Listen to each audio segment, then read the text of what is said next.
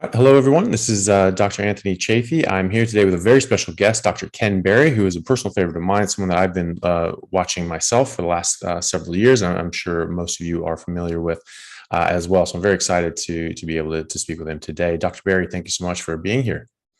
My pleasure, Doc. Good to talk to you. Thank you. You too. For those out there that aren't familiar with you, which I don't think there are too many, probably, can you tell us a bit about yourself and what you're doing? Yeah, I'm a family physician. I've been practicing family medicine for over 20 years.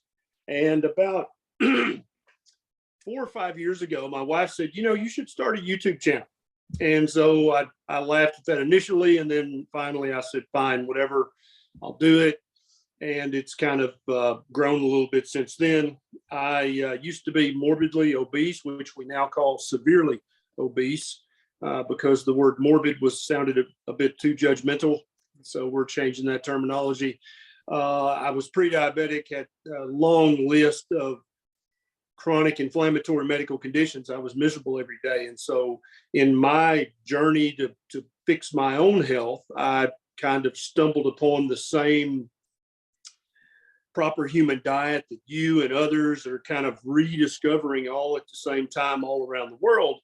That if you eat a very low carbohydrate diet that's very nutrient dense, that's full of ancestrally appropriate foods, that definitely includes lots of fatty meat and eggs with the yolk, you're gonna improve your health. And so I rediscovered that in my own way, just as you have and many other people have.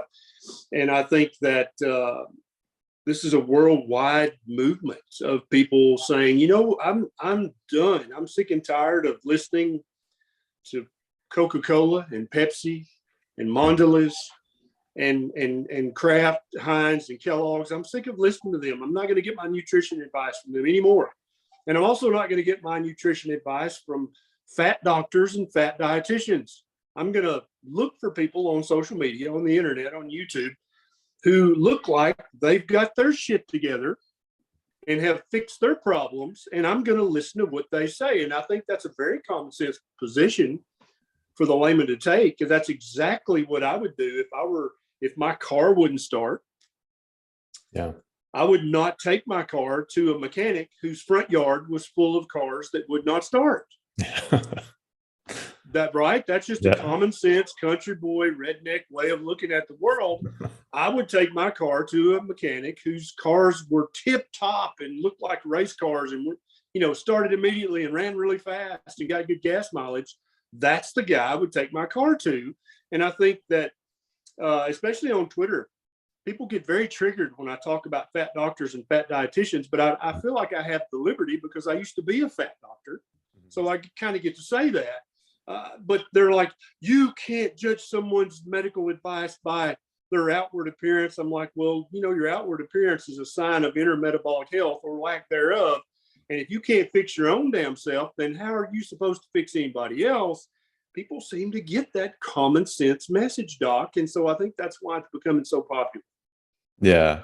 Well, I think you're absolutely right. And, people, even if it's a do as I say, not as I do sort of thing, you get, if your advice is so good, why aren't you following?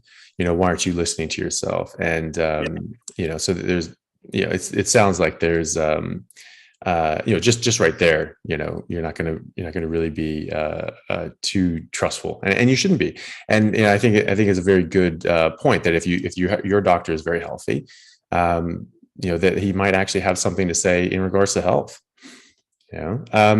So you came across this obviously a number of years ago, and I believe your sort of progression, you went from like a paleo sort of keto centric idea, and then came more closer to carnivore. What do you consider at this point a proper human diet? So I'm actually working on a book by that name right now, and I kind of describe it as a spectrum. And I think it depends on a vast number of things. It depends on your age, your gender, your current metabolic health, your DNA, your ancestry, your gut microbiome, potentially. All those things matter. But I think that every human being by design is a low carbohydrate mammal. And so under 100 total grams of carbs a day. So if you're young and healthy and you're surfing 3 hours a day, then maybe you can eat up to 100 grams, total grams a day of carbohydrates, but in the form of fruits, berries, vegetables, nuts. That's probably fine. But as you become older, more metabolically sicker, you need to turn down what I call the carbohydrate knob and turn that down to 50 total grams, 20 total grams, 10 total grams, as close to zero as you can get it. And so for me, I fatten very easily, as my friend Gary Taubes describes it. And so if I were to eat 50 total grams a day of vegetables and fruits, I would start to gain weight and my A1C would start to go up. That would just happen. And I've tried that experiment several times. So I know for a fact that would happen with me. So I have to keep it as close to zero total grams of carbohydrates a day as possible. And I'm pretty good about doing that. And when I'm doing that, I stay pretty healthy and stay fairly lean. I think that a proper human diet is ancestrally appropriate. And let me be very specific about the time period I'm talking about, because vegans and plant-based people, they love to talk about something that happened in the late Mesolithic or something. And what they're wind up talking about is 2,000 years ago. And it's like you're using a big paleoanthropological term to mean a couple of hundred years ago, right? Yeah. And so I'm talking specifically about a diet that human beings ate more than 15,000 years ago. Because there was some catastrophic event that happened on planet Earth about 12, 13,000 years ago that, along with our hunting pressure, pretty much decimated the megafauna all around the world, multiple different locations. Paleoanthropological research has made that very clear. And so the modern fauna that we have now to hunt is much leaner, much less humongous than the stuff that we had to hunt before. And so we basically were forced to begin farming. And so you can't come at me and say, well, that frozen Iceman guy in Italy, they found some grains in his stomach. That was 5,000 years ago. Yes, they did. That's right. That was after the catastrophe. We were basically moments from starving to death on any given day because all the huge school bus size megafauna that we used to hunt at our pleasure, it was no longer in existence. And so it must be nutrient dense. It must be ancestrally appropriate. It must be low carbohydrate by design. It must be uninflammatory by definition, right? If you're eating a diet that causes inflammation in your gut, in your joints, in your skin, in your mental health, that can't be a proper human diet for you. It may be for someone else. Maybe they can eat all of those plants. Maybe they can eat the phytates and the oxalates and the lectins, and that doesn't bother them. And that's fine. That can be part of their carbohydrate intake each day on their proper human diet. But for some of us, and you probably have talked to a few people, if it's anything outside of ruminant animal flesh and salt and water, they're going to have some degree of inflammation, even if they're eating other animals. And so I think a proper human diet, by definition, is uninflammatory. It does not introduce or cause chronic inappropriate inflammation in the human body. And that's just some of the kind of foundational principles that I've built this concept of a proper human diet on. Yeah. And to your point, I've spoken to a lot of people with autoimmune issues, and they even have problems even with actual meat. So even like, pork and chicken might set them off. I think it's probably more to do with what the pig and the chicken are eating. And that might be, then pass on. And then, but also like egg whites as well. And dairy will certainly cause problems, especially early on. But I think that quite a lot of people seem to heal and recover, and after a certain period of time they can seem to tolerate these things a bit more. But in sort of the acute phase, when they're healing, from like a Crohn's or ulcerative colitis, they seem to be a bit more sensitive to that. Have you noticed something like that as well? Oh, absolutely. Yeah. And it varies. There's a spectrum of a proper human diet. There's not just one answer for every human on the planet. And so the question becomes, is pork and chicken, is it inherently inflammatory to some people? Or is it the current diet of the pig and the chicken that leads to, since they're monogastric, right? They only have one stomach with they don't have the fermentation ability of ruminants. Maybe that makes their meat more inflammatory if they're eating a species inappropriate diet. Then another question becomes, if someone with an autoimmune condition who reacts to pork and chicken, is that for life? Or after a few months or a few years of letting their metabolism heal and letting their immune system basically calm down and stop freaking out over stuff it shouldn't be freaking out over, will it stop attacking its own self? And then they can eat pork and chicken again. So that's why I encourage everyone to have some degree of self-experimentation with food. Now, I don't want you to be experimenting with illicit drugs, right? I don't want you to be experimenting with extreme rock climbing or skydiving. I want you to experiment with food. I don't think that's too much to ask of the average person, right? Although a lot of the experts on Twitter say you can't have these people doing all these experiments. It's like, well, it's chicken and pork and beef. Yeah. I don't think anything's going to blow up. Do an experiment like that in 30 or 90 days. But yeah, the autoimmune community, they benefit better from a proper human diet, very often towards the carnivore spectrum.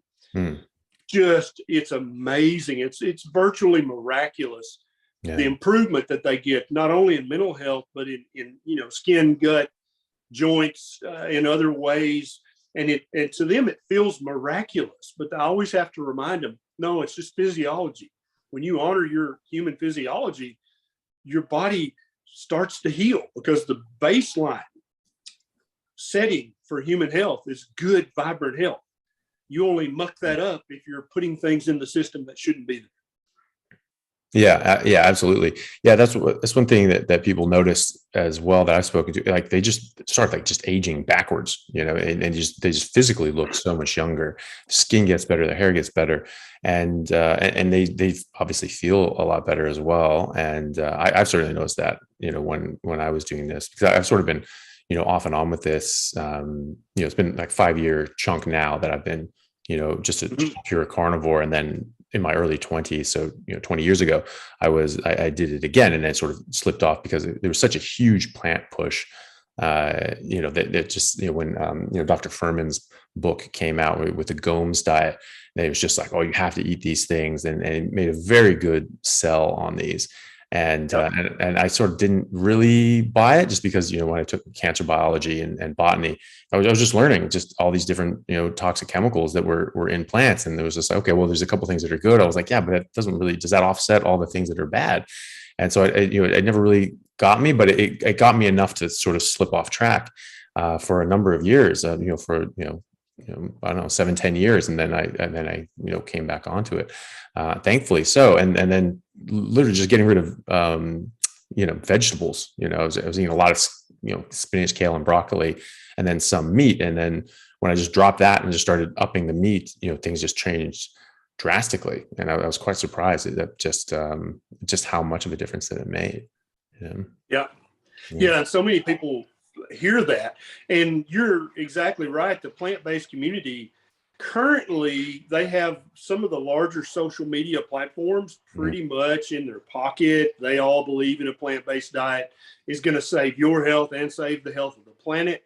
And I think that there are multiple errors in both of those lines of reasoning.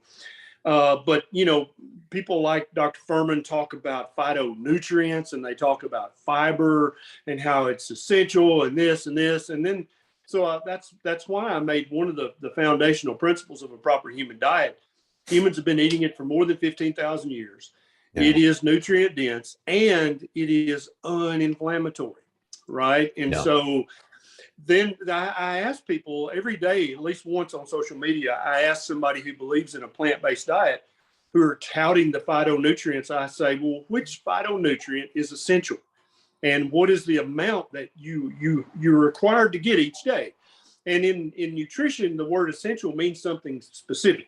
It means that we need it, we must have it, but we can't make it. Yeah. And so that's what essential means. And they're always at a loss. Like, first of all, how dare you ask such a question? And secondly, I'm not sure. And then I have to help them out and say, well, there's not a single essential phytonutrient, none, zero, even though that's all you hear about. And then again, with fiber, how much, if fiber is essential for human life each and every day. And they're like, well, I don't know, 30 grams. I'm like, no, 0 grams. You don't, if you never ate fiber again, not only would you not die, but you would probably wind up looking much more like Dr. Chafee and I, and feeling like us and doing the kind of things that we do at our age that you don't see the average person that age doing. That's what happens when you stop trying to get as many phytonutrients, AKA phytochemicals, as you can, and trying to maximize your fiber intake. Just eat meat and eggs with the yolk and go outside and play. That is the secret to life. If you want to add some veg, if you want to add a few nuts, a few berries, I think that's fine for most people. Not all of us though. And then that's it. Eat until you're comfortably stuffed. Go outside and play. The end. Yeah, absolutely. And I wholeheartedly agree with that. And yeah, that's great. So that sort of just brings up, fiber. This is something that people just push. Say you have to have fiber. You're not going to be able to run your bowels properly. You're going to get cancer. You're going to get all sorts of different organ dysfunction in your GI tract. What is the veracity of this? Is there any evidence to suggest whatsoever that we actually need any amount of fiber? I've actually researched this quite a bit because, there are some very legitimate healthcare authorities out there who talk about fiber as if it is biblical. Like, you can't even argue with this, or you need to go live on the outskirts of the village and just be an outcast because you don't make good sense. And so I looked into this, and basically it all originated back a few decades back with a very brilliant doctor who did a lot of good medical research, Dr. Burkitt. And he actually named a few different tumors and did some really good medical work. But he was in Africa studying cancer, and he noticed that people in Africa ate a high fiber diet, and they made ginormous amounts of fecal matter every day. And he also noticed that they had a very low rate of colon cancer. And so he thought, have gigantic poops and you eat lots of plants, which is full of fiber, and they don't have any colon cancer. But he obviously didn't think, well, these people are eating an ancestrally appropriate diet that they've been eating for thousands of years. That's not highly processed, is not full of grains. And so, yeah, they're going to have a low level of inflammation and a low level of cancer.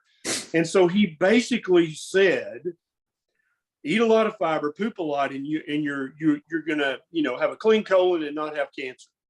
And that became the mantra of the entire plant-based movement back then, even before it was considered plant-based. And that's where it came from, literally. So there has not been a single or double-blinded controlled study, or just a control study.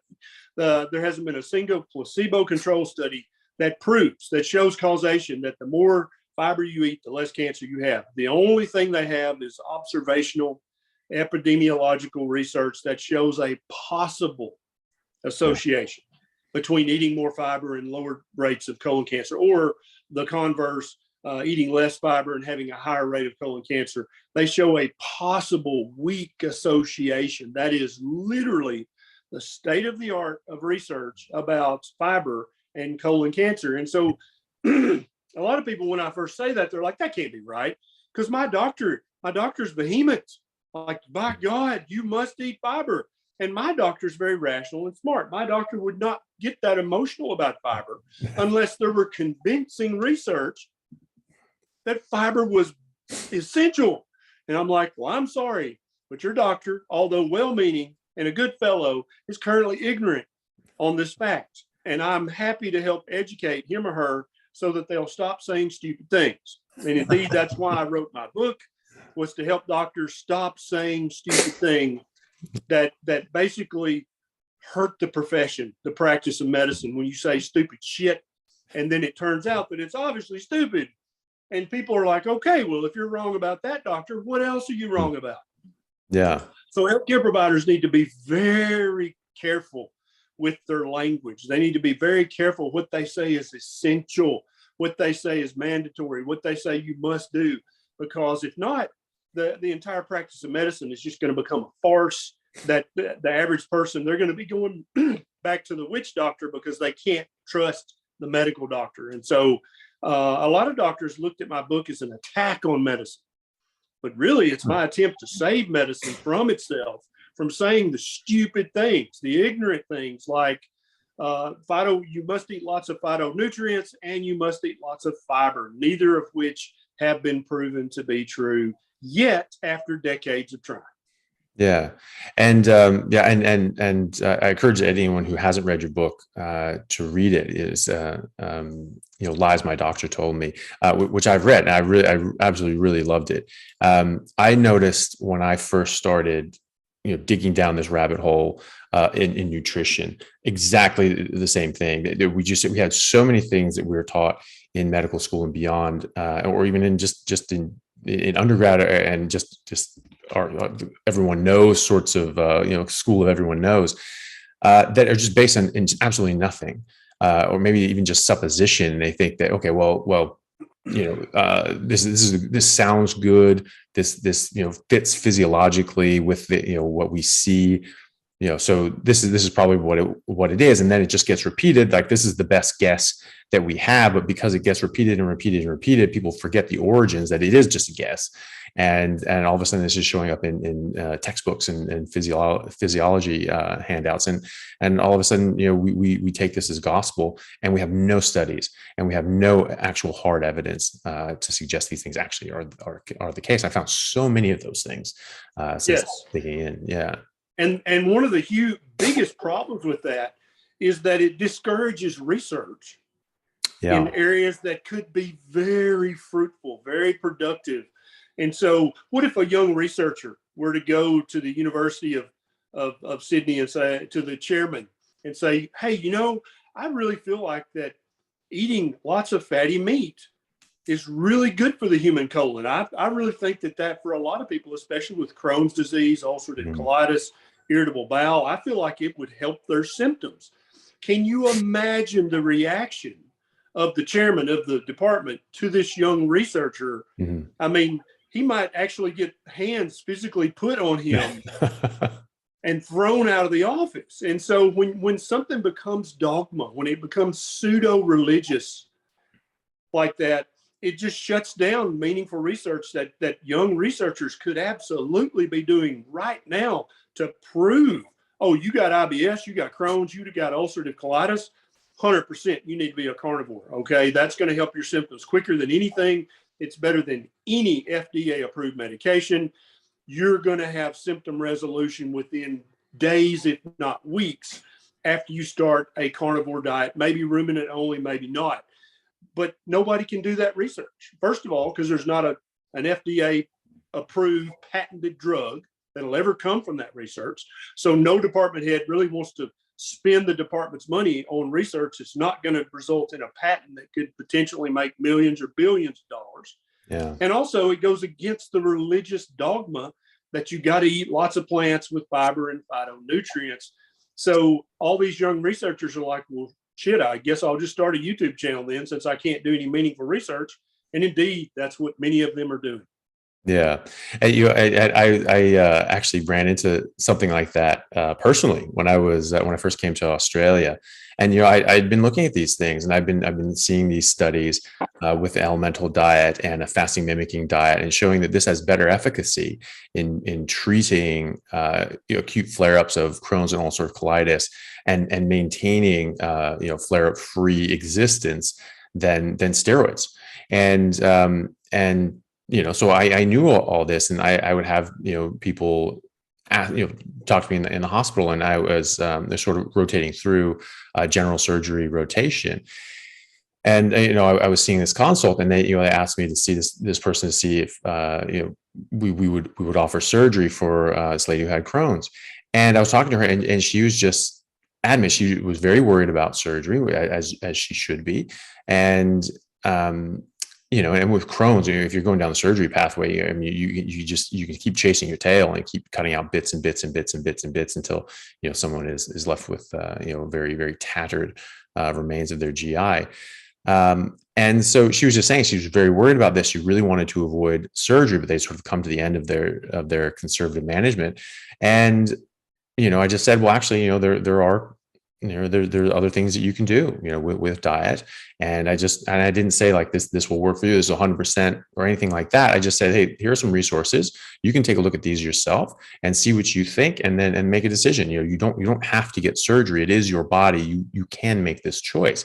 One of the gastroenterology residents overheard this, and instead of talking to me about it and seeing what the hell I was even on about, he went and ran to his boss. His boss did the same thing, didn't bother checking with me and talking with me and saying like, well, what are you even talking about?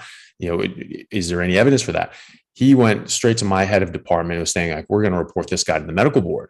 I was just like, and they had at least known me long enough and known that I knew what I was talking about. They're like, well, why don't we just talk to him first? Why don't we just see if there's like a basis for this, And I was just like, just pulled all this stuff out, and it was just like, this is your field, and I know more about this than you. Why is that? Why don't you know these studies? Why don't you know that there actually is evidence that exists that they can have people avoid horrific medications and just butchering themselves, and it's just like, and I actually kind of made a not so veiled threat. And it was just like, if you want to really do that, like, I'm just going to be going right to the same medical board and asking, why is it that you don't know anything in your own field? Like, you're supposed to be an expert, and you're costing the medical system, as a public healthcare system here in Australia, you're costing them tens of thousands of dollars in medication. Now you want, to spend another 50 grand on surgery that's not necessary. Like, so you're charging the system and performing medical treatments that these people just don't need. So, I mean, that's sort of the definition of malpractice. You did something wrong and it causes harm. What is surgery? Like, that's harm, and you don't need to do it. And so they sort of went away at that point. But you're right. I mean, people get very, very upset if you try to challenge the status quo. Yeah, absolutely. And a certain degree of that is appropriate, and a certain degree of that is expected. But I don't think that you should I don't think that, and tell me if you agree with this, I don't think that a medical professional should become emotionally upset if someone says, well, I understand, doctor, but I'd prefer not to do that. And so many times early in my career, I would say, hey, I think I was an emergency room doc. And so I would be like, look, this has happened to you. I feel like you need to do this. And I would have country boys sometimes say, look, doc, I'm not doing that. And I would say, okay, well, here's the risk of not doing it, and here's the potential benefit for not doing it. But if you don't want to do it, just sign right here, and me and you are still buddies. It's fine. Mm-hmm. Never did I get emotionally upset at a patient because they didn't do what I suggested they do, because it's their one life. Yeah. It's their one body. Why am I so emotionally tied to a specific prescription medication that I'm going to get upset with my patient, get mad at them, maybe curse at them because they're so damn dumb that they don't understand they need to take a statin? I don't get that at all. And so I was always happy if somebody said, I don't really want to do that, because I had people even back like in 2004 when I was a statin believer. They'd be like, yeah, I don't know. I read this newsletter. I don't really want to take a statin. And I'm like, well, here's what the AHA says. Here's what the ADA says. And if you don't want to take it, that's cool. I don't care. Mm-hmm. But I never did I get upset with them emotionally.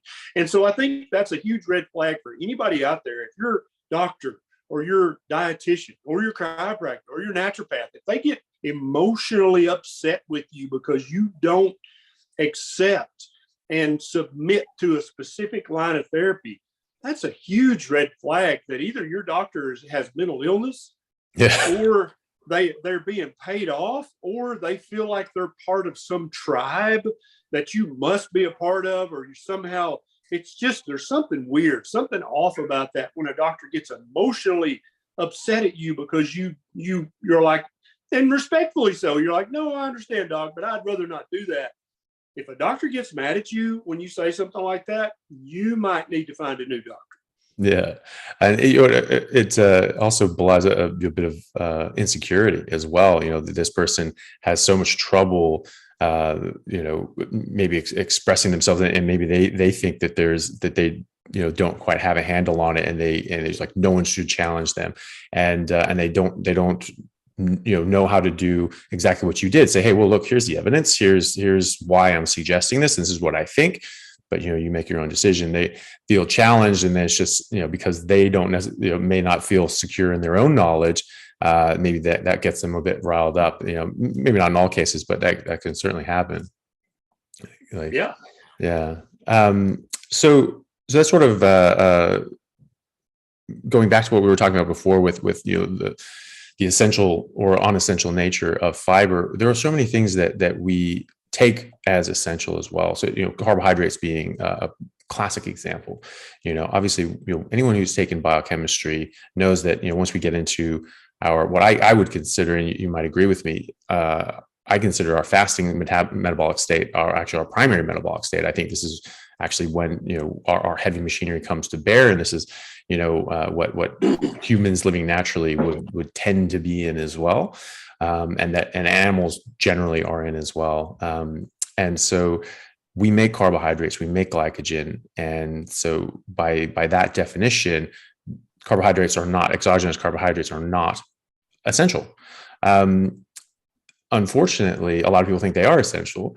And even now, people, I know, Dr. Saladino, and then there's other people such as, Carnivore Aurelius, who's obviously a very popular carnivore advocate. And they've since started saying that, well, actually, carbohydrates, it's not only okay to eat carbohydrates, but actually they're essential, and you can actually hurt yourself if you don't eat them. What are your thoughts on that?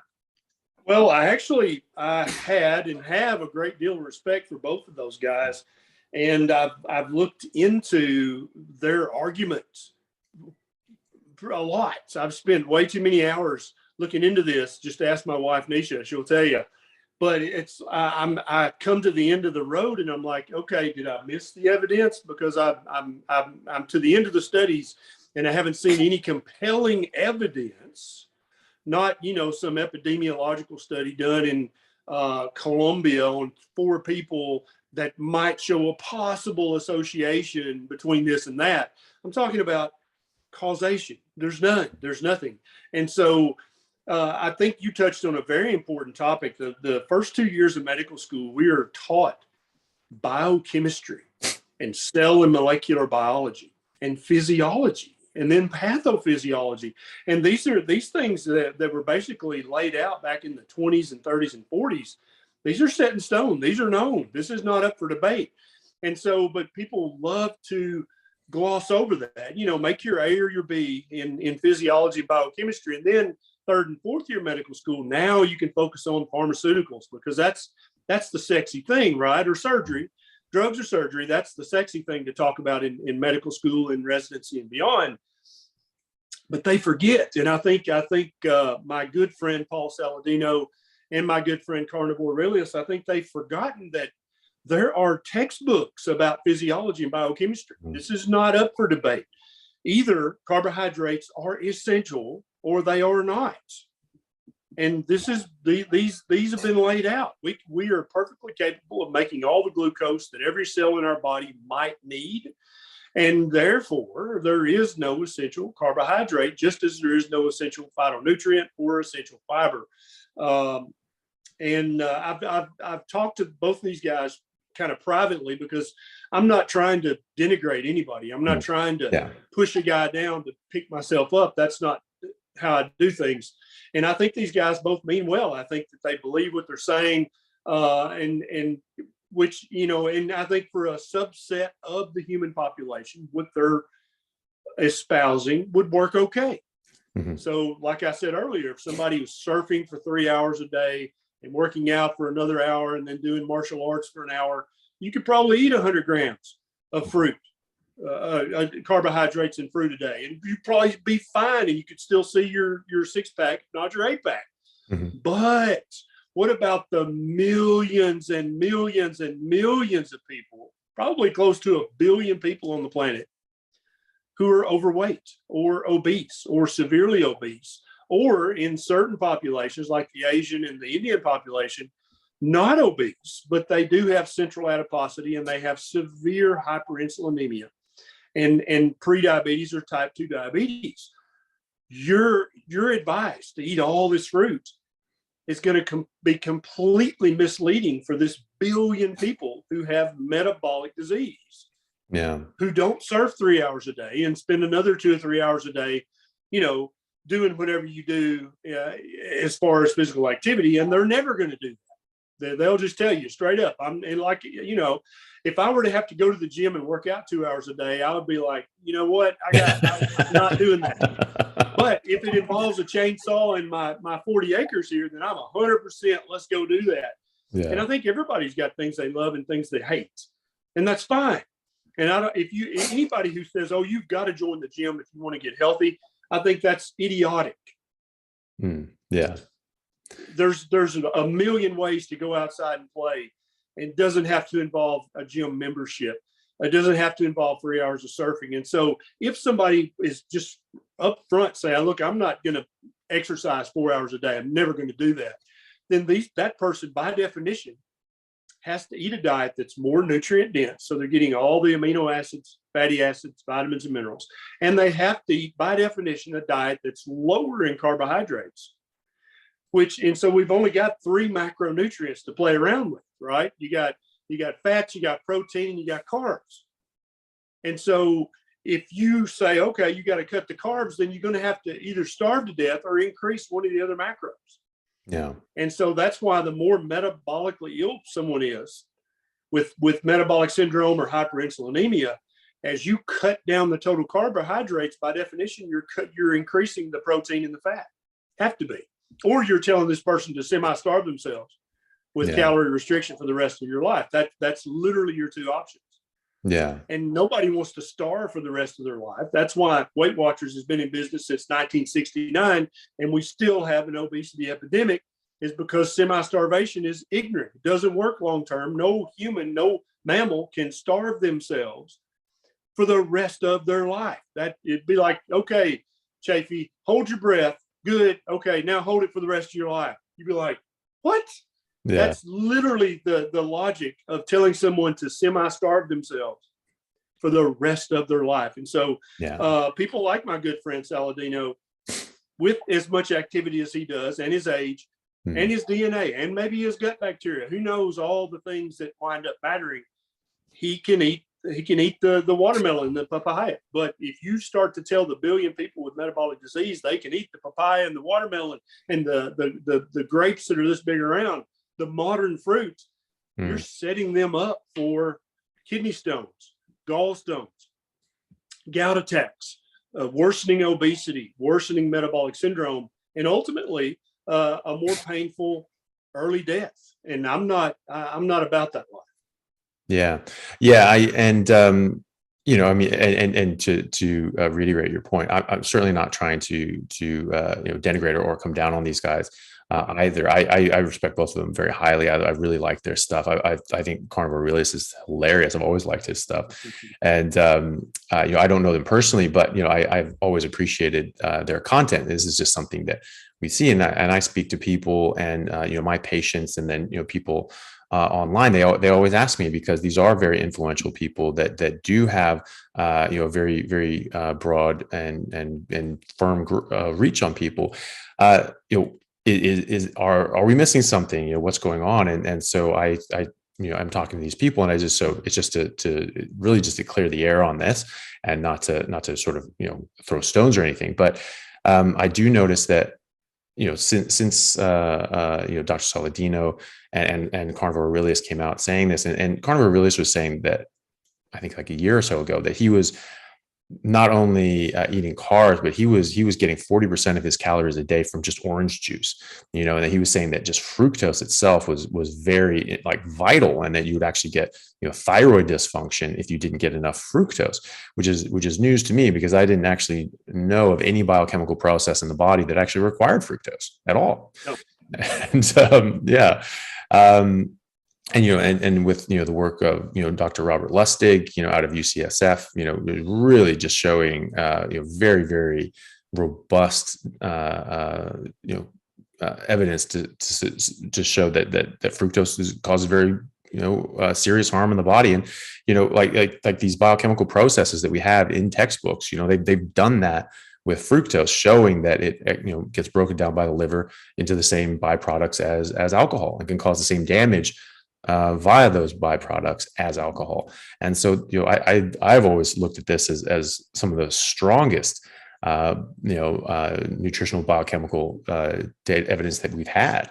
And so for that to be then say, no, actually, not only is this totally safe for you, but it's essential, concerned me. And I've seen the aftermath of this, because since I've sort of spoken up about that, I don't know, like 18 months ago, when I was speaking with Dr. Baker, I had people approach me and message me and just say, hey, actually I was, and I was quite concerned, because, fructose being, addictive by nature, this can, maybe some people like Dr. Saladino can have a healthy, active lifestyle and eat some of these things and be fine. But then, what about others who, as you say, don't have that lifestyle, or maybe have a much more problematic relationship with food and addiction with carbohydrates and sugar?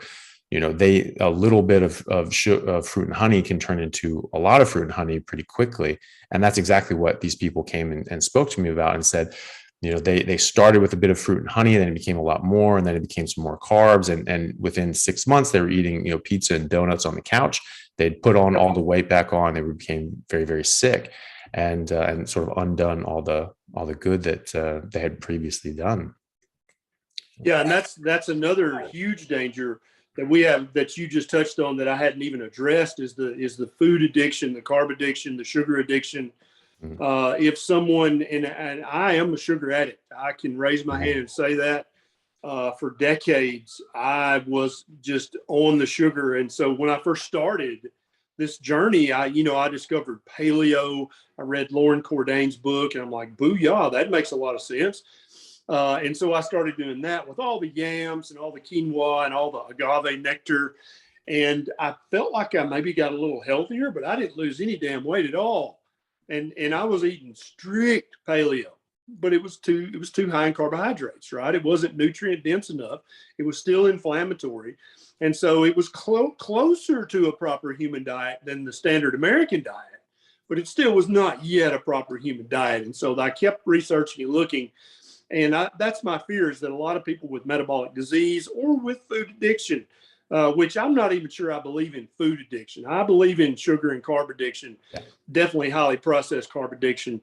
But I really feel like a lot of the eating disorders and food addictions basically come from somebody trying to feed this very ancient physiological complex system, highly processed, nutrient void modern food. I think that's going to give you mental issues with food. That's going to give you eating disorders. That's going to give you binging disorders, because your body's looking for a specific set of things from the food we eat. It's looking for that.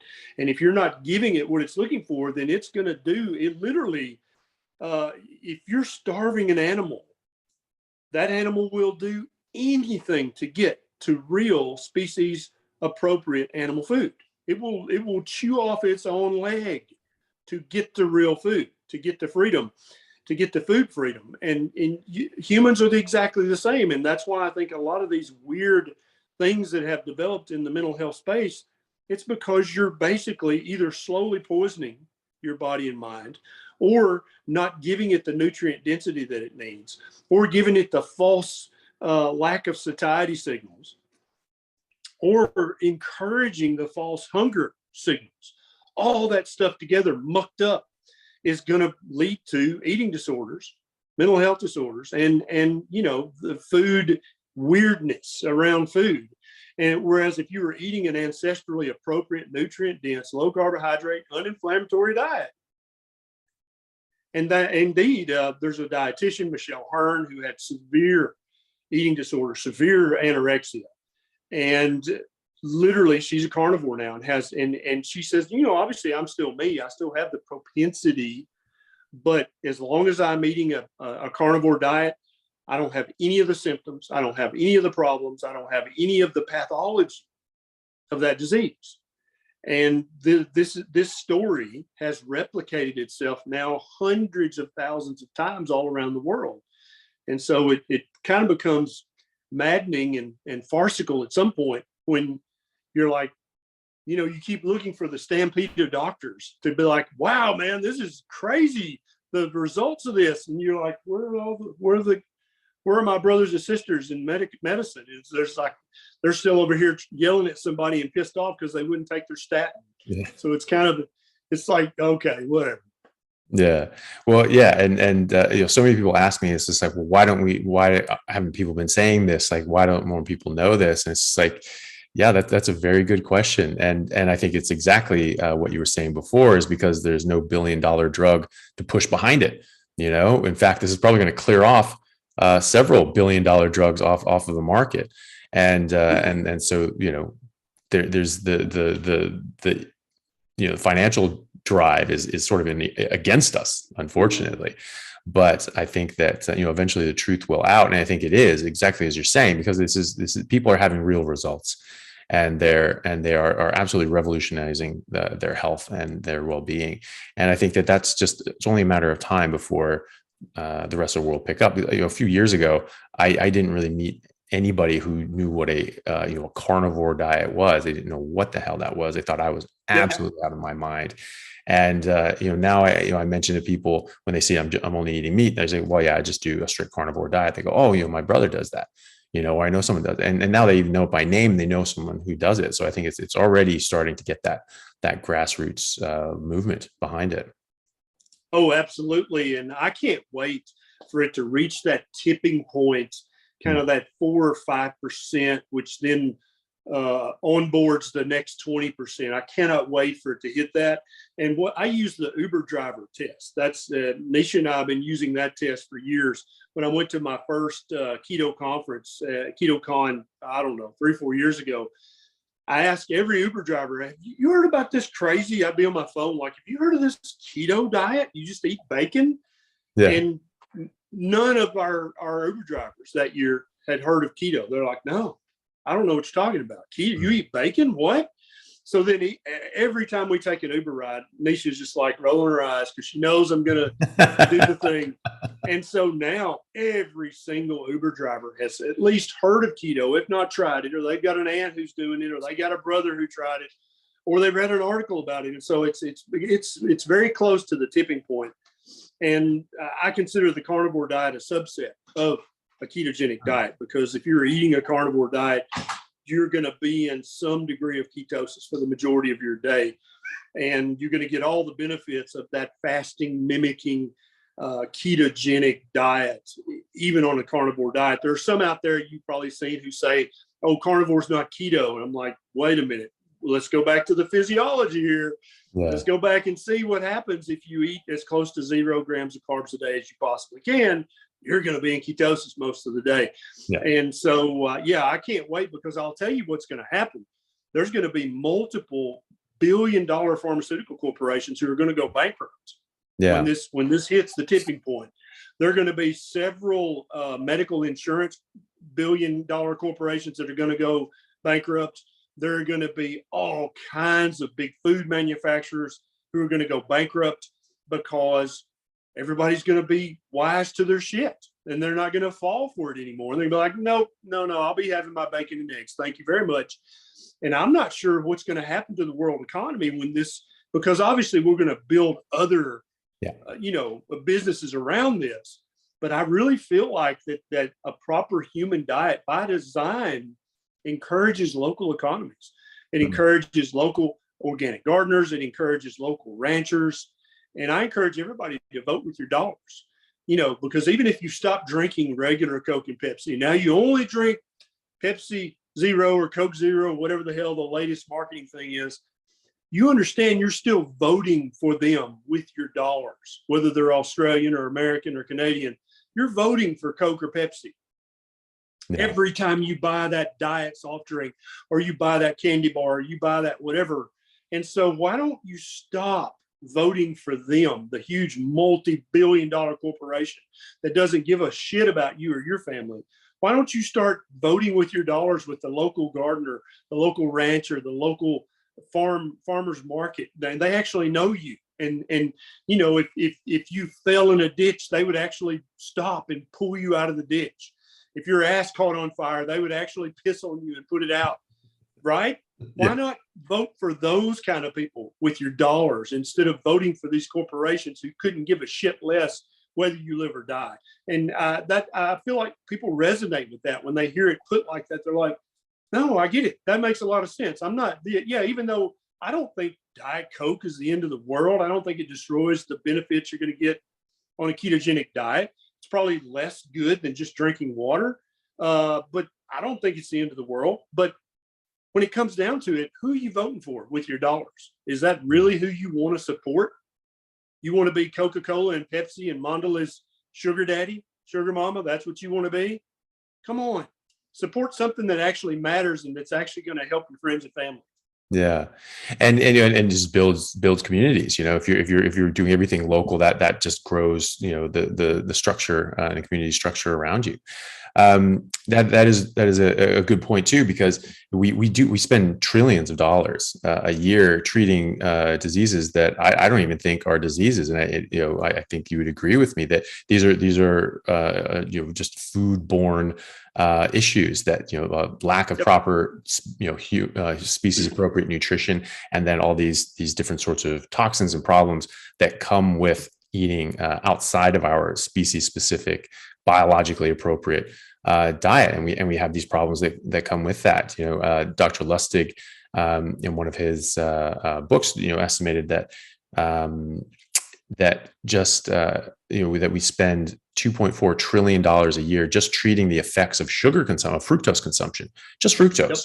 Yep. Not even all the rest of the things that are problematic, but just fructose.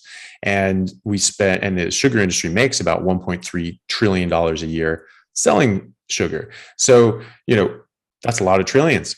And that's the entire federal budget of America every year that we spend on eating a bunch of crap load of nasty sugar, and then treating the medical ramifications thereof. Imagine that. Imagine just having another $4.5 trillion back in the economy, going in directions that actually matter. We'd be on Jupiter by now.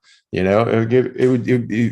amount of innovation in very, very interesting and beneficial ways would be fantastic. When we get all these big brain people that are creating de novo drugs with these massive supercomputers to address a problem that doesn't even need to exist if we eat the right thing, and then taking that know-how and that firepower and putting it in a direction that can actually benefit humanity, and paying them for it handsomely. I'm all for that, but doing it in a direction that actually matters and actually makes a real difference for our society. I think that's something that would not only just benefit the health of society, but just society in general. If we're actually putting our money in a direction that was actually useful, I don't even know what would happen, but we would be in a very different place, I think.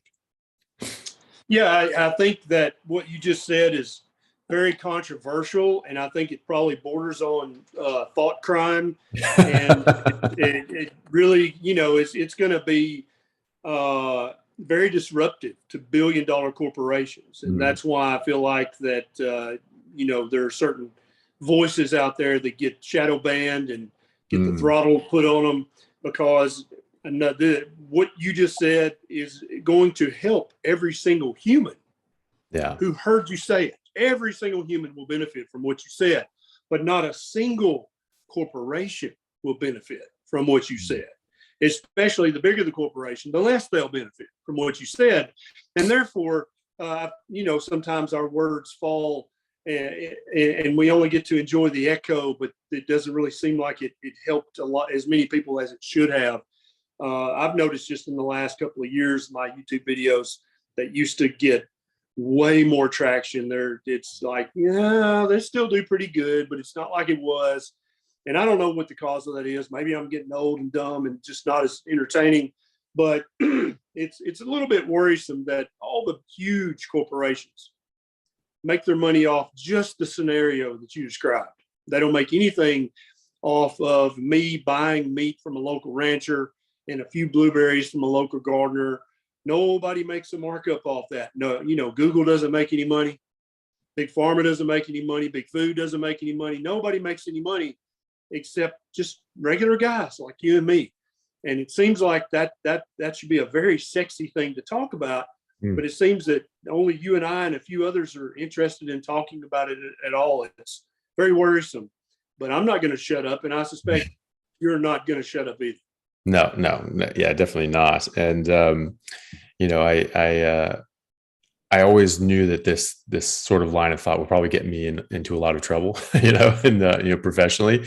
And I'm all for it, because I think that the medical profession, I think has gone to the left a little further than we need to. And for the entire history of medicine, we've treated the same things, like pregnancy and childbirth, congenital and genetic issues, trauma, and then infectious diseases, and then poisonings and toxins, and that's really all we've done. We've had these five main things, and now that's like 15% of what we do, and the rest of it's chronic disease, and that's almost everything that we do. But I think that what really is really just the fifth thing, toxicity, it has just blown out of proportion because we're just getting absolutely poisoned. Just like the Romans with lead pipes, they had low grade lead poisoning for generations. They just thought, well, this is just how you age. These are just the problems that you get, and that's normal. And then someone figured out, well, actually, no, that's really not normal. You're not supposed to be, aging like that. That's a problem. And I think that's what we're in right now. I think we're in our stage of lead pipes, and that's so. Once we address that and just shrink that back down, we can go back to those five foundational areas of medicine, and actually get back to what medicine is supposed to be. And instead of just chronic disease management, it's actually health care and addressing issues that you need a doctor for. Whereas maybe it helps that coming from a medical background, and that this is something we care about and that we see in practice is helping people, so we can talk about this. But we really don't need a doctor to eat properly. You just need to know what the hell you're supposed to eat, and you need to get doctors to stop telling you to eat the wrong damn thing. I don't care if someone wants to eat donuts and pizza. I really don't. It does not bother me. If somebody wants to do that. I just don't want doctors telling them this is good for you, you should eat the donuts or something like that, or if they want to smoke, I just certainly don't want doctors telling somebody that they should smoke because smoking is good for them. But only smoke organic, non-GMO tobacco, right? Of course, yeah, obviously, yeah. I mean that's where it comes from, the GMOs, I'm sure. And yeah, and so yeah, and just letting people just live their lives, and not really getting in the way of that, and then getting back to what medicine was supposed to be. And I think it'd be a much better profession and world if we do get back to that, and make a lot of us have much more free time on our hands and not have to worry about all this. I think that would be great. I mean, any healthcare system you care to mention is going to be under much more undue pressure because of this chronic disease burden. And so regardless of your system, it's going to be overburdened. And when you get that back into normal ranges, that's going to free up huge chunks of the economy, and also, you're not going to have the pressure on the medical system. So when you have people that are in this sort of, these dire straits and need, emergency care, they'll be able to get it much more readily. And I think that just so many steps down the chain that this is just going to help. And I just hopefully that happens in the next sort of little while. I don't know. I'm hopeful that in the next sort of 5-10 years, this becomes much more mainstream, though. And I think it will, at least to some degree. I have similar hopes, but I always, I try to be very common sense and rational. And I understand that for what you just described to take place, there are going to be many, many, many specialists and subspecialists looking for new lines of work, because you only need so many endocrinologists and so many nephrologists if everybody is metabolically healthy. Yeah. What are they going to do for a living? What are the medical insurance companies going to do when the average 50-year-old is not having to go to the doctor, 5 times a year? What are they going to do when the average 50-year-old is out there working in the pasture, working on the ranch, working in the gym, working on the field, instead of laying on the couch drinking beer and eating donuts? What's big food going to do? I mean, what are they all going to do? They're going to have to be looking for work. So I am all for disrupting the current state of unhealth, and I won't ever cease to do that, and I don't think you will either. And it's a pleasure to talk to somebody with a like mind who has similar goals. It doesn't happen every day, and it always makes me happy when it does. Good. Well, thank you very much. It's a pleasure to talk to you as well. I'm conscious of your time. I don't want to take up all of your day. How are you on time? Do you need to wrap up? Or you? Yeah, let's. Yeah, a few more minutes. We can do a slow wrap up. Be perfect. Sure. All right. Well, one of the maybe just to touch on just sort of some practical aspects of this that some people do ask me. Is that when they're starting on a ketogenic diet or a carnivore diet, they some people get low energy, they don't really feel great at first, and people talk about getting keto adapted or fat adapted. In your experience, how long does this normally last? What are some tips and advice you can give to people who are going through that? So definitely sugar addiction is a real thing. And just like any addiction, alcohol addiction, tobacco addiction, when you remove the offending agent that you are addicted to, you're going to have a period of time where you have all of the symptoms of withdrawal, right? And what I would encourage anybody, if they're currently going through the keto flu, write down what your symptoms are of the keto flu, and then Google what are the symptoms of tobacco withdrawal or alcohol withdrawal, or even the illicit drugs. What's the withdrawal symptoms? And what you're going to see is that the symptoms line up almost perfectly. Headache, fatigue, mild nausea, sweaty, no energy, no get up and go, feel like shit, just want to lay around. It's the same exact symptoms from all those withdrawals. And so I think for most people, keto flu is a misnomer. It should really be called carbohydrate withdrawal syndrome. And it lasts anywhere from 3 days to 14 days for the vast majority of people. Some people, if you're already eating kind of a lower carb diet to begin with, you may not have that much of the withdrawal. I do think that many of us, especially those eating a modern, highly processed, high carb diet, have multiple mineral and vitamin deficiencies and electrolyte deficiencies. And so then when you start eating a way that's going to lower your insulin levels and going to cause you to diurese away that unhealthy fluid that you've been holding, electrolytes are going to go with that. So I do think replacing your electrolytes and salting your food to taste is going to help with the keto adaptation and the keto flu that U.S. News and World Report loves to talk about. That's like their favorite topic in the world to write articles about. But the average person, this is going to last. Just like if you're a smoker and you quit, it's going to suck for about 14 days. If you quit alcohol, it's going to suck for about 14 days. And for many people with severe carb addiction, it's going to take 3 to 14 days to get through that. Now, does that mean that you should go back to drinking alcohol routinely because you were going through this terrible withdrawal? Is that what your body's saying? No, of course not. Should you go back to smoking cigarettes because stopping smoking sucks and Yeah. it's making you feel like shit. No, you should persist and persevere and get through that. And then on the other side of that is better health. And I think the same exact concept applies when you talk about keto adaptation and keto flu or carbohydrate withdrawal syndrome. Yeah. And I'm glad you said that, because that was sort of my suspicion that a keto flu was more to do with, like withdrawals.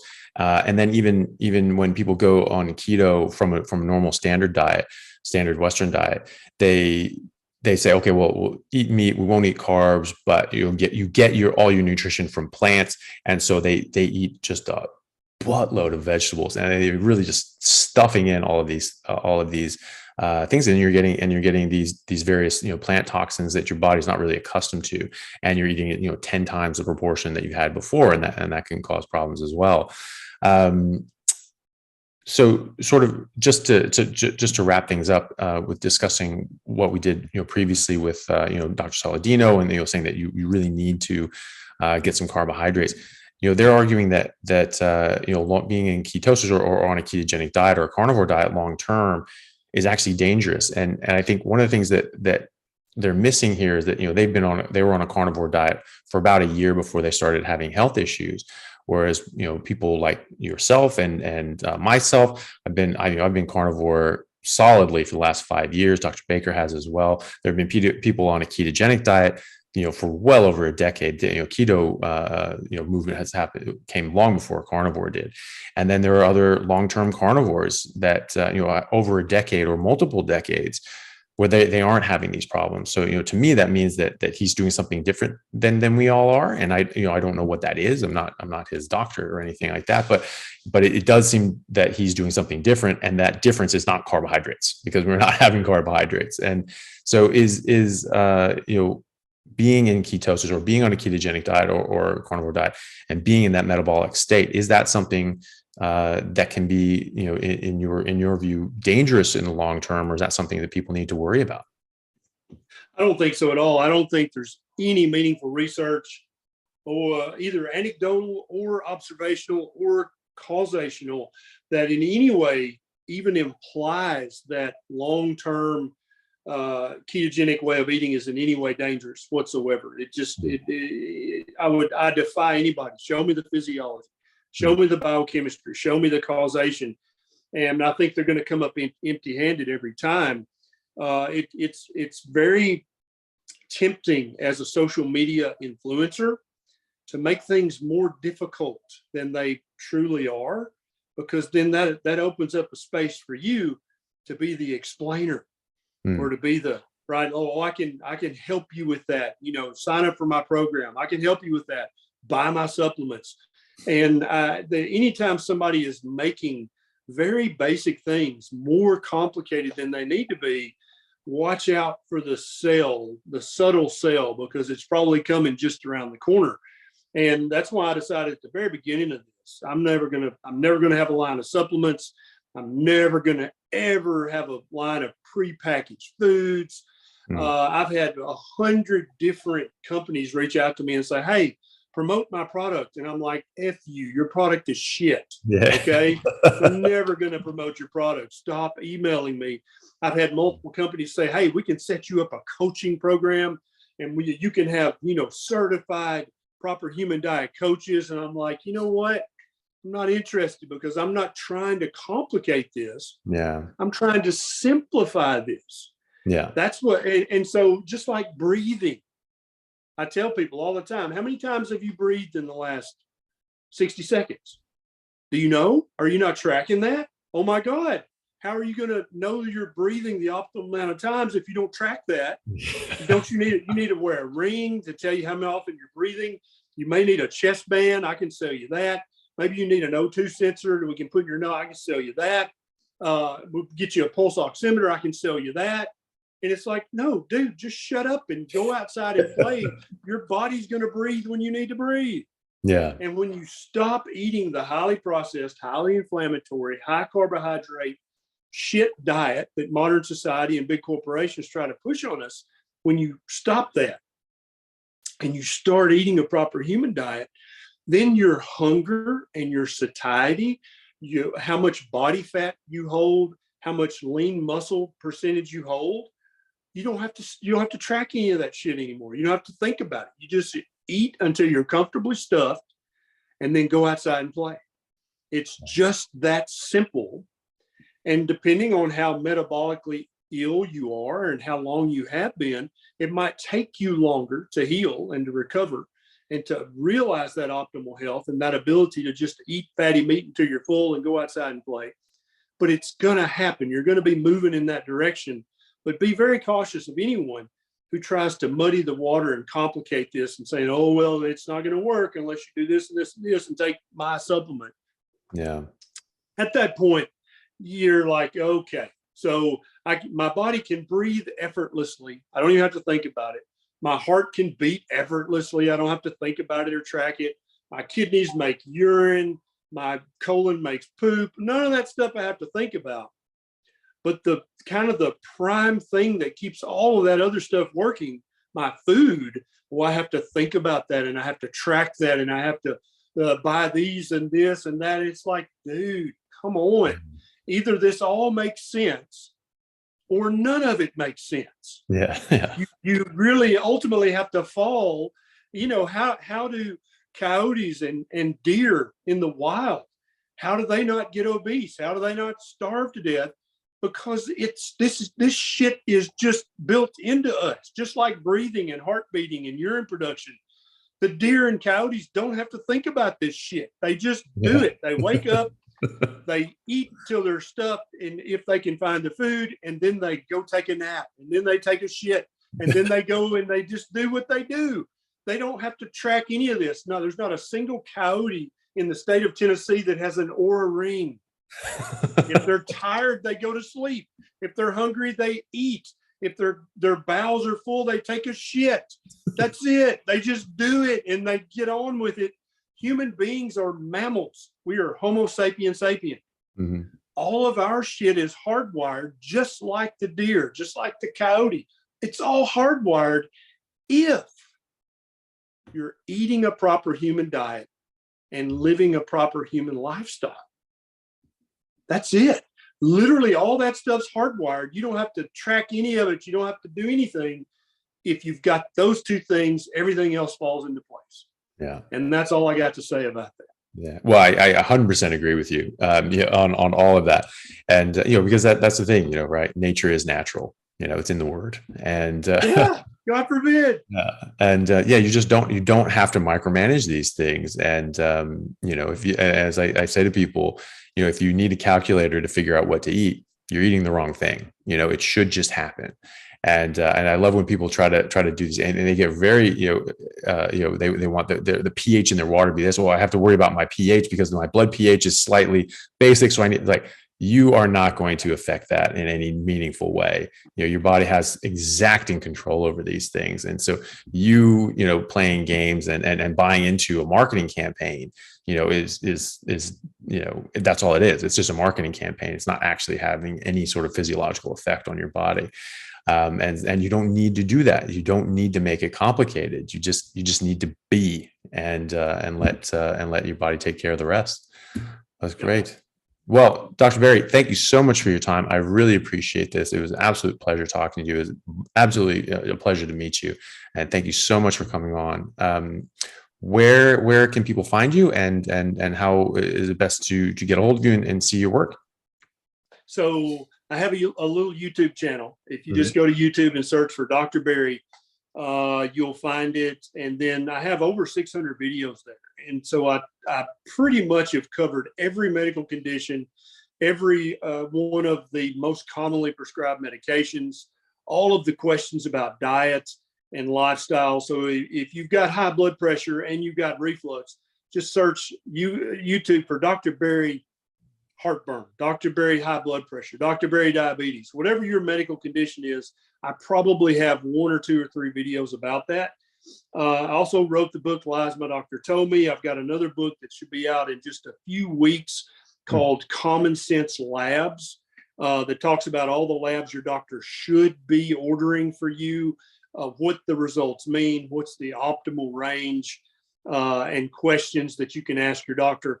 That should be out soon. And then I'm working on what I probably think is going to be my magnum opus, the proper human diet, which will be out within 1 to 10 years, because my ADD keeps kicking in. And I know this is a very important work.